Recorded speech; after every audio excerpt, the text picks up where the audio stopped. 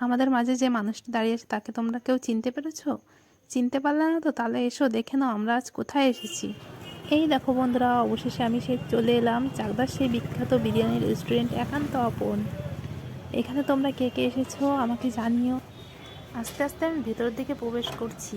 আর দেখো ভেতরটা কত সুন্দর, কত সুন্দর সব কিছু।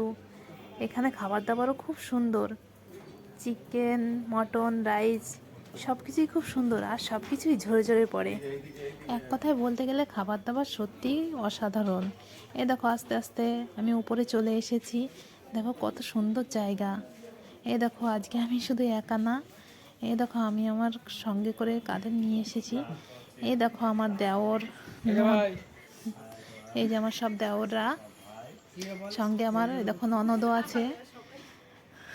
আর এই দেখো তোমাদের দাদা ভাই, সবাই মিলে আজকে আমরা এসেছি।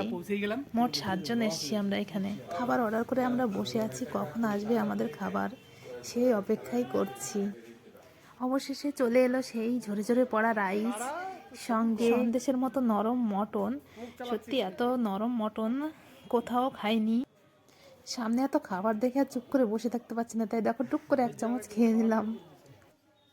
এখানে আমার একটা দেওর মটন খায় না, তো ওর জন্য চিকেন অর্ডার করেছিলাম। আর আমরা বাদ বাকি 6 জন মটনের লেগ পিস অর্ডার করেছিলাম 1.5 কিলো সাইজের। দেখো কত নরম, কত সুন্দর আলতোভাবে উঠে আসছে। দেখো কি সুন্দর সার্ভ করা হচ্ছে।